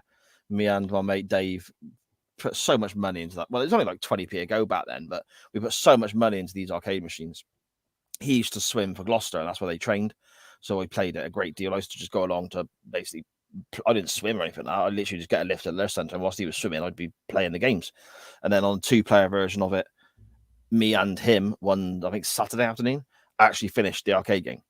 Oh, wow. And again, we put a lot of money in, but we didn't realise that when we got to the end, that we'd actually gathered a little bit of a crowd of other kids our age. We were like 13, 14, something like that, behind us. So when we won, they all cheered. And again, I felt like I was king of the world. I felt like I was on top of a mountain. It was fantastic. Sadly, it was geeky lads everywhere and no young ladies cheering me on. I was king of the nerds for 5 minutes. But again, football, championship manager I play, few achievements on all that sort of stuff as well. One of the older versions, I did the whole small club right through the rankings and all that sort of stuff. Leighton Orient was the one that I used to go to. 20p was a lot of money all them years ago. Sharon says this is very true. If you had £1 and that was 5 credits, my goodness, you're like royalty in that centre. I'll tell you that now. But just old games like that, really, because I've never been massively into gaming. Now I can appreciate how fantastic it is and how much talent and ability it takes, but yeah, it's not really my cup of tea, so. No, well, I'm the total opposite. The new generation of games blows me away. Just how hyper realistic the games are. So you're missing out, sir. You are missing out. Maybe I'll give it a dabble sometime. Before we talk a bit of wrestling, Magsy, we better dive into the chat, haven't we, and see what people have been saying. We better. I need to scroll all the way back. We'll go here. Sharon says also, she actually put, I was about to do a shameless plug, but you beat me to it. And then she put also, if anyone is interested, me, the husband, and Liv will be in Sheffield this weekend. I'm doing the Sugar and Spice signing. So yeah, if you are in the Sheffield area, definitely go and check out and get yourself an autographed Sharon Career book. It'll be worth a fortune in the near future. There you go. Liam says he played Super Mario on the Super Nintendo, and my God, all of the shortcuts you could take hours of work lost is painful. Yeah, I think the record for Mario's is like 7 minutes to complete the whole game. Yeah, there's so many warp zones now. Liam says that Elder Scrolls 100% must have taken ages. Fair play. Yeah, they're massive games. I've only really played Skyrim, and I hated that because it was first person. So I got to the first dragon and never played it again. I've actually got that in VR as well because I've got a PlayStation VR, and it's just horrible to play. It's first person. I don't like it whatsoever. Back then, Liam says you could just take your controller. Now you have to take your whole console. Yeah, but you don't. Now it's all online. Yeah, just play it in your house. Yeah. Yeah, you don't even have to get dressed nowadays. Just don't have to tell him.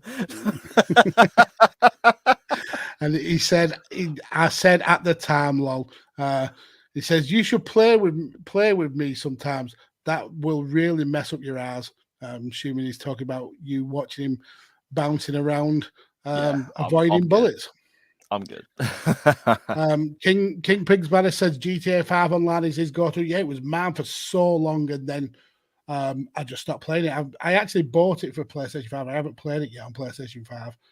But yeah, just one day just stopped playing it. I think I got to rank 1,000, something like that. I had stupid amounts of money in the bank, and then just stopped playing it.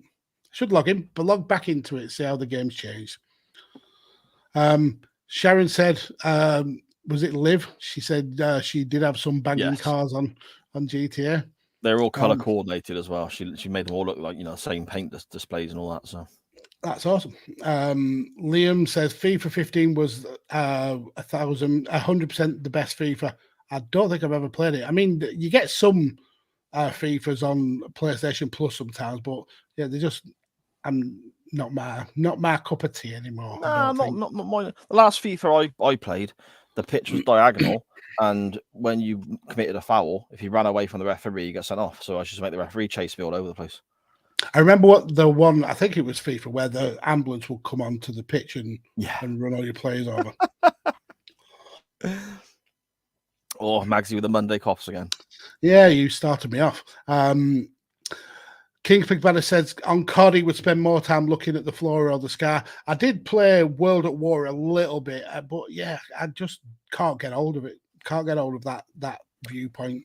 So he's spot on, because that's what I mean with like you're using one stick to control yourself and walk about, another stick to look in a certain direction. So whenever I had a go, my character was constantly pointing his gun up and then down, and then up and then down, and then spinning around on the spot. And I realised I was against a wall, and then some bastard shot me. So yeah, exactly. And Liam says that there's 17 buttons on the controller, and then corrects himself with 15. Well, which backs up my point. No one's got that many fingers. Well, I mean, you can use 10 at once. Yeah. Sharon says her best gaming achievement is beating her brother on Wii Sing. Brilliant. I think Sharon would be good at games like Guitar Hero. Oh, okay. Liam's good at Guitar Hero. Or at least used to be. I don't know if he still plays it. Yeah, he used to be very good at Guitar Hero.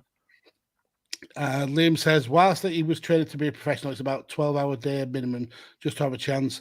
It's insane the amount of time you have to put into training. Yeah, absolutely. I mean, it's like you said, it's professional. It's going to be a job. So you've got to put the hours in. So definitely. And then Sharon, get a job, boy. I assume. Yeah, exactly. Get a job. You're saying to Liam. Dan Griffin says, Sal will have to get around to Fire Pro quick as I get to movies. Yeah, he'll never play Fire Pro. He waffles. He says it. He'll never play a modern game. He's had 20 years to play these games and he still hasn't dabbled yet. King Pig Banner says the 16K had the rubber keys. Yes, there you go. Is that the one you had? Yeah. Scottish Danny says, is it like Aladdin's cave in that shed? And Sharon says, no, more like a jumble sale. There you go. Have a jumble sale. Get rid of all your junk. Scottish Danny says, Little Britain on the PS2 was very much like that. Gave up after seeing how repetitive it was. I remember seeing that game. Fucking hell. That was in the TV show? Yeah. It wasn't a game as much as a load of mini games fashioned together with Little Britain characters. So you had like the Vicky Pollard one. I think you had to roller skate with her. Yeah, it was horrific game. Right, just cashing in on the name, was it, sort of thing? Yeah, pretty much. Okay. Sarah thinks playing Wii Golf is modern. Oh, I liked that when we had that. That was good. Now, Wii Golf or bowling, which was the game? I prefer the golf game. Over bowling? Yeah. Over Wii bowling? We had Tiger Woods golf for the Wii as well. I think I borrowed it off someone I work with or something like that, maybe. And I enjoyed that. I was okay at it. and then Sharon just absolutely destroyed me every time we'd have an evening playing it. So yeah. So you never played it again? I just never played it again. You didn't, Mag. I did. King's Pig Banner says FIFA 96 was awesome, and Dan says that was FIFA 94. Knowing Dan, knowing our side, it was probably actually FIFA International Soccer, the very first one that he ever played. Dan Griffey says FIFA 2003 had the best free kick mechanics. Don't know. Probably didn't play it. Forget all the buttons. Si would rather play with his joystick. Wow. I could think of a better use for the internet than sitting there playing games. I'll tell you that. But there we go. Brilliant. Sharon says she can't play the guitar for shit. Yeah, but it's not like playing a proper guitar. It's literally just buttons and a strum thing. I don't know what that bit's called. No. And Liam says he still plays Guitar Hero from time to time. After 8 long years, he finally managed to beat through the Fire in the Flames on expert mode. So, the Fire in the Flames. Mm-hmm. Now, that is a rock hard song on Guitar Hero, and I have never, ever been able to do it. And then one of my lads brought his girlfriend home one day, and we were playing Guitar Hero. And she said, "Oh, can I have a go?" And she was a fucking expert at it. Like literally, her fingers were not attached to her body. How fast! And she went on the Fire and Flames and just smashed it first time. And honestly, I was in awe. He ended up marrying that girl, so and it was probably because of her Fire in the Flames skills. Wow. Yeah. Do you know Dragon Force, the band who did that? I know of them. I don't know. Okay. Just so a bit of context, that song is decent. You know, it's a bit much. It's about 7.5 minutes long, whatever it is, the album version. So it gets a bit repetitive. It's a bit too much noise and speed. Slow down a touch, lads. Do you know what I mean? When you listen to the album on the back of that one particular track, the whole fucking album's like that, and you just just absolutely messes with your mind. It's too much, man. It's absolutely too much. I mean, it's technically skilled. It's absolutely to be able to play it, but yeah, it's just I'll lose concentration, and once you, especially on Guitar Hero, once you lose your timing and your rhythm, you're done. You're well out. It's hard to pick it back up. Dan says, watching Doctor Who. That's exactly what I meant. What else could it have been? Sharon says, Mags, I'm an author of Steamy Romance. You can't say scrum. Jesus, Sharon. Always look big timing is in the quiz, lowering the tone in the non-wrestling topic. Sharon, you're just ruining this network now. I think you should go solo with away from the pages. Don't say that. The big chunk of downloads she's got, we need them. Taylor says Liam tried to teach her to play Guitar Hero during the first lockdown, but that went to crap. I mean, you can play it in very easy mode where you literally just have to use the strum bar. You don't have to press any of the color buttons. I think I got up to using 4 of the color buttons. I couldn't get my finger to stretch for the orange at the end. But yeah, people who can play that on extreme level, it's insane. Yeah. They may as well just play a proper guitar. Yeah, just get a guitar. Yeah, there you go. Yeah. But there we go. Thank you so much to everybody in the chat for getting involved with our non-wrestling topic and messaging the show and talking to us there. And also thank you to everybody on Twitter and everywhere else for getting involved with our non-wrestling topic and everything else we do online, which includes, of course, our poll where we decide what wrestling match we watch next week. And this week, I won. Let's get ready to rumble!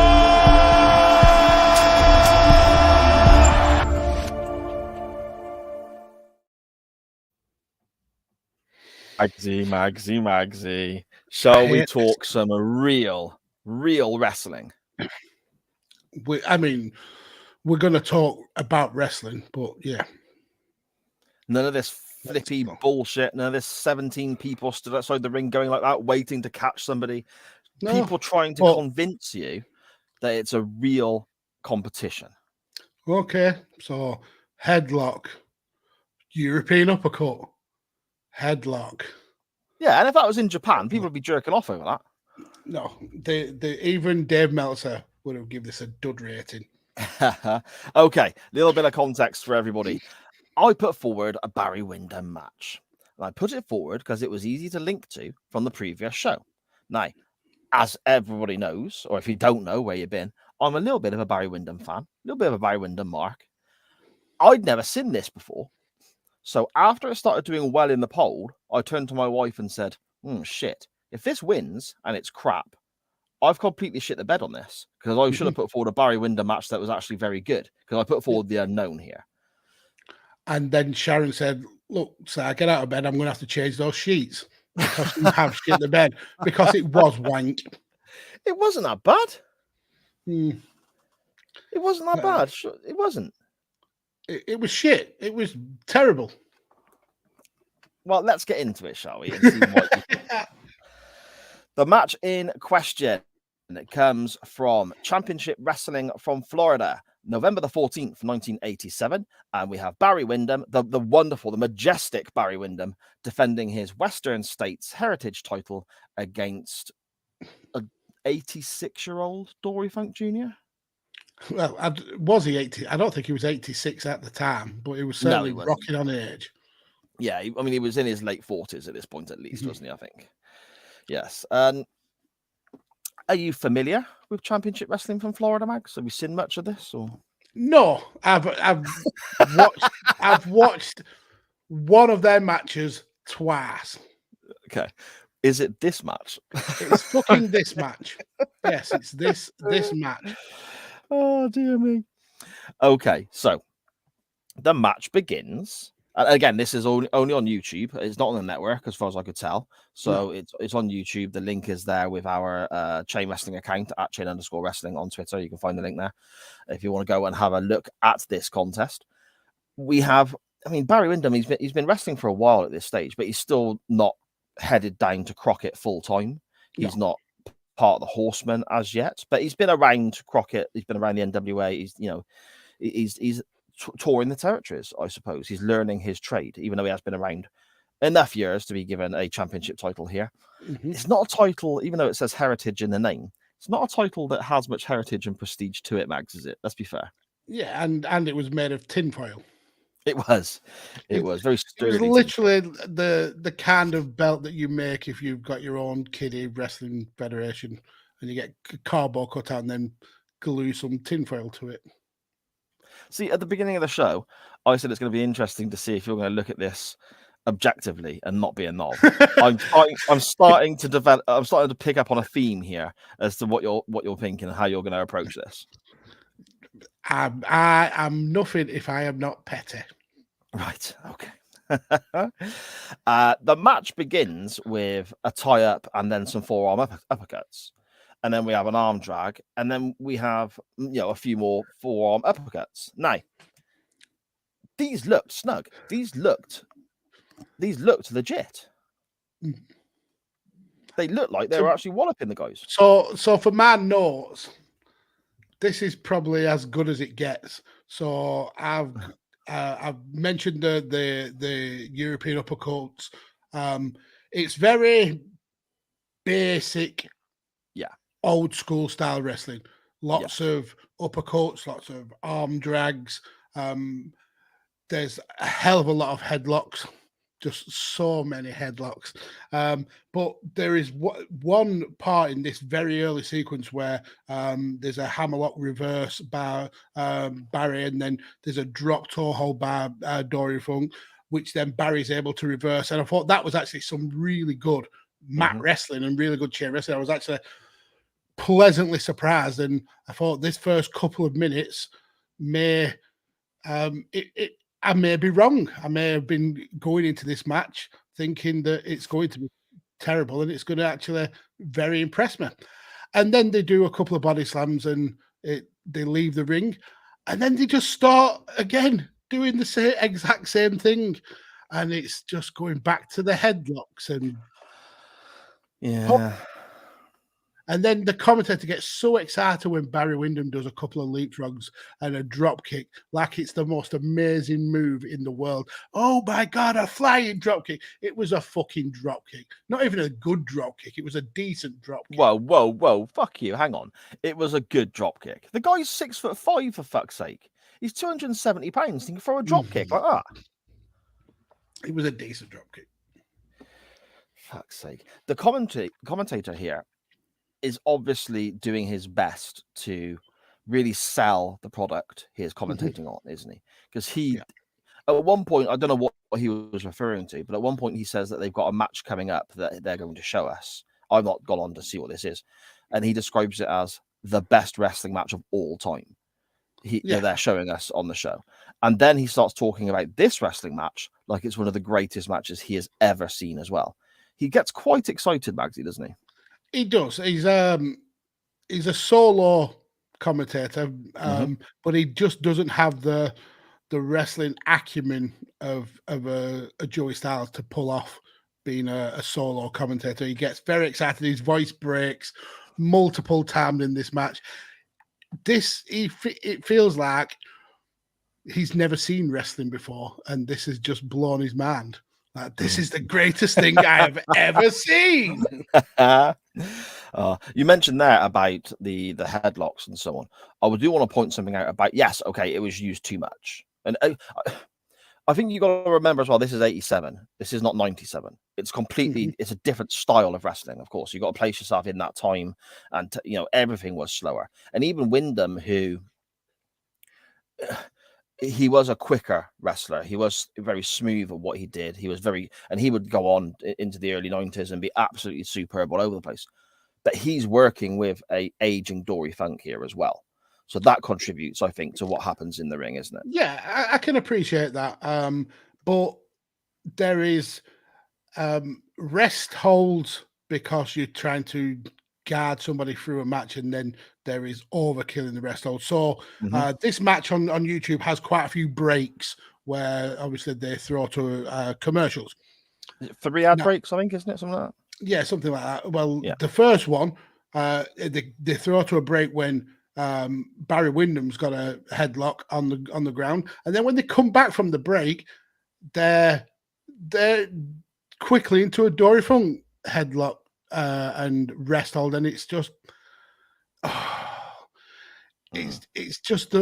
it's so basic, and that's just the word that kept coming back to me all the time, that this wrestling was very, very, it's almost like trainee wrestling, like they've had one day of wrestling school and they've learned the very basics of it.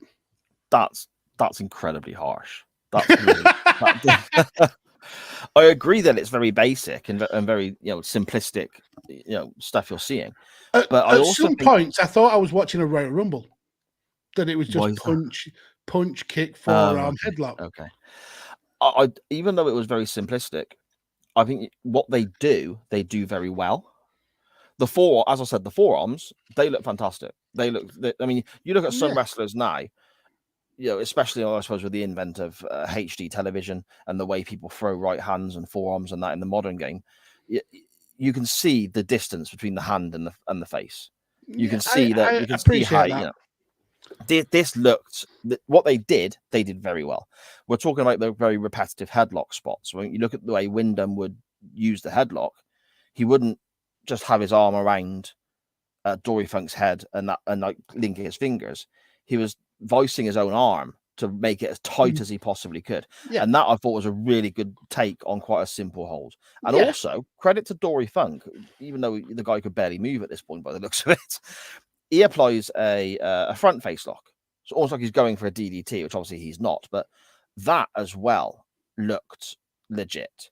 And then when they got down to the mat with some of these rest holds, to coin a phrase, they would be, Dory Funk's the perfect example. I suppose it comes from the older school, again, not 87, but even older, sort of the 70s. He would be trying to not just sit there in the hold, but maneuver Windham's shoulders to the mat to get a pinfall whilst in the hold. So all of that makes sense because you're trying to win a sporting contest to me. Yeah, you're absolutely right. there was a couple of points where Barry Windham was almost pinned because of the headlock. So I do appreciate those little subtleties. But it was just, for me, the pace of the match. There was a couple of points where you think that the pace is kicking up and this is where we're going to get going. Yes. Kind of like a typical match nowadays where you start slow and then the pace ramps up. I think there's a point where Barry Windham hits a sunset flip and you think, yep, here we go. We're gonna start getting moving then. And then we go into an abdominal stretch, which is locked in for ages. And then it's fair play to Dory Funk, being the heel in this match. He's using the rope for leveraging. And as soon as the pace picks up, it's slowed back down again with either the European uppercuts or the headlocks. I mean, I have never watched a match this many times where the headlock has been used so many times. It's unreal how many times they use the headlock. Yeah. With regards to the abdominal stretch, I thought that, again, that looked painful. I don't know if that was just down to Wyndham's selling, which I thought was great when he was in these holds, or if it was the way Dory Funk applied it, or even a combination of both. I'm not sure. But again, it still looked very good to me. But I think this is the issue. It's a case of, I wanted to showcase Barry Windham and why I think this guy is so incredibly talented and someone's overlooked. And I think I've kind of done him dirty a little bit here with this particular match, because what they do really well. They just don't do masses. It's crisp. They're working well together. But it's I keep going back to the same word. It's very basic wrestling. There were a couple of spots that kind of like piqued my interest. I think there's one where Dory Funk goes for almost a Kimura, which in the time of this match was unheard of as a move, and that was like, oh, that's interesting. And I must say I do like the way that Dory used the ropes as leverage and kind of like kept fooling the referee. That's classic heel tactics.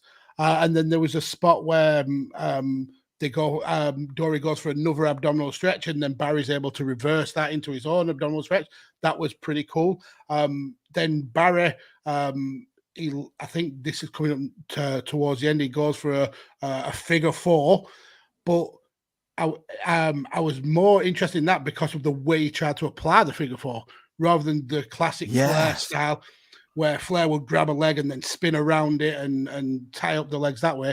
Barry almost stepped into it like kind of like a sharpshooter. He put the legs into the shape of the four and then stepped through the hole. Also, I think kicking Dory Funk in the bollocks as he did that. Stop fucking headlocking me, you prick. Wallop.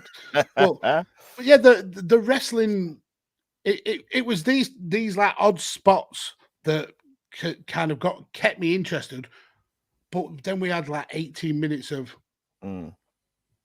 basic wrestling. Yeah. And as I said, I'd not seen this before until I watched it for the show. There were moments where I started to get excited and started to think, okay, here we go then. We're firing up now. And then, like you said, Dory Funk would grab the reverse headlock or whatever. But at the same time, quite early on, I started to think to myself, yeah, the way this is going to be a time limit draw, isn't it? It was quite obvious early on that this was happening. Now, I also want to make sure that people are aware this is a different time.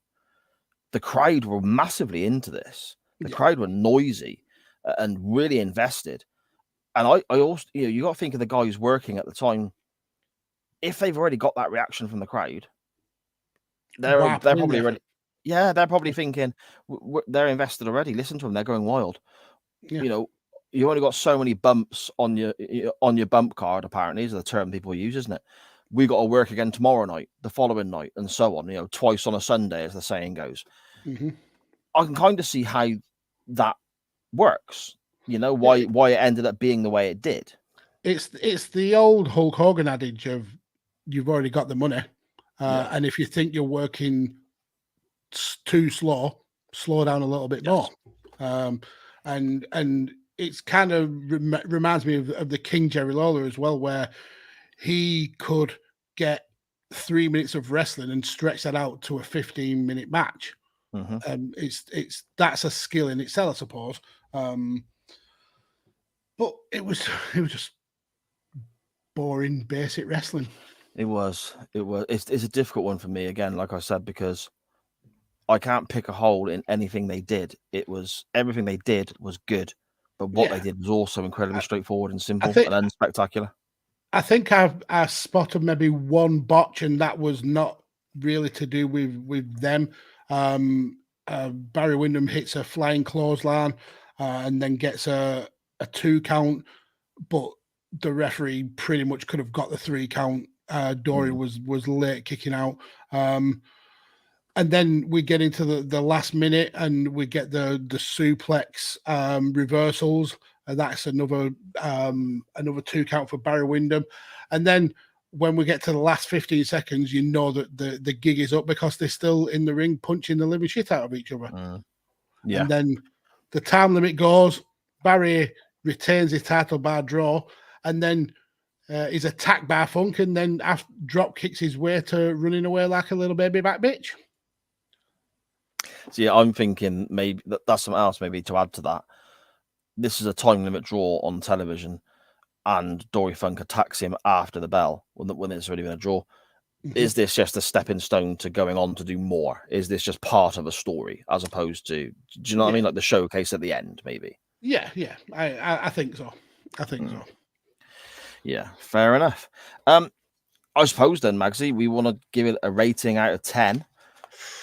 What are you thinking, my friend?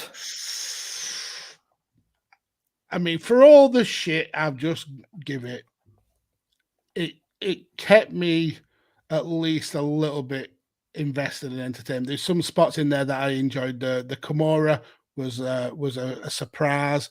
The reversal abdominal stretch I enjoyed. The headlocks, the uppercuts,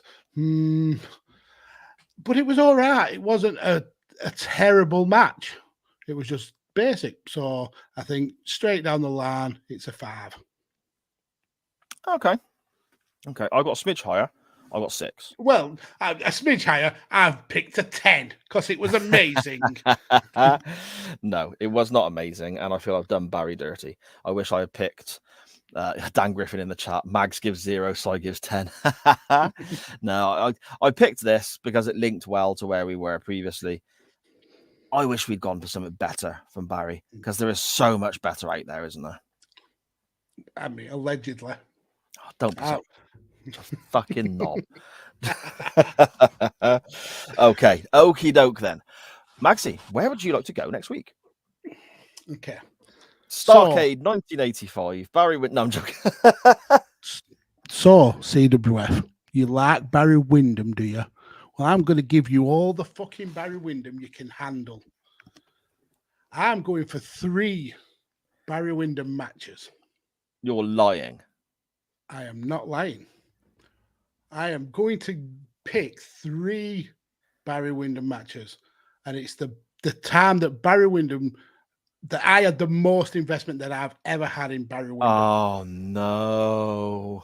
So I'm going for the 19th of August 1996 episode of Monday Night Raw, where the stalker Barry Windham faces TL Hopper.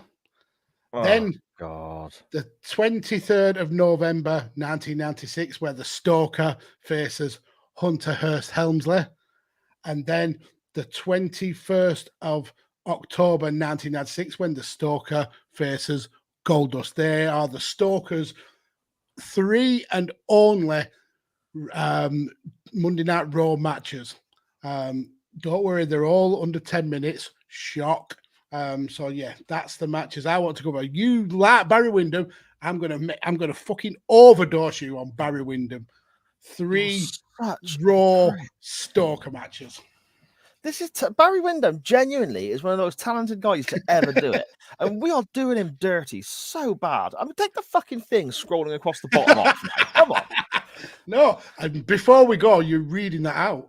All the I'm not Barrys. reading like that. You can get fucked.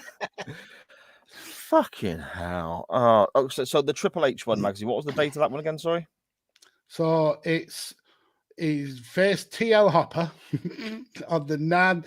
It was recorded on the 19th of August. So it's usually like a couple of days before. Okay. Then it's the 23rd of September 1996 for the Triple H one. And then the 21st of October for the Goldust one. Yeah. Okay. I wrote November rather than September. That's why I had the problem. Okay. No worries. I hate you so much right now. I really do. And one day we are going to cover some very, very good Barry Windham, and everyone's going to go, fucking hell, yeah, that guy was amazing. And I'm going to go, yes, he fucking was. How do you not know that these are going to be amazing? Because you're a prick, and you guaranteed that. I'm going to break the rules a little bit as well, Magsy, in the fact that you've gone with 3 matches. I'm going to go with 2. Okay. And I feel a little bit. So if there's a draw, we've got 5 matches. We're covering 5 matches. Just remember that. Okay. Yeah, okay, that's fine. These matches are both very short as well, so don't panic on that front.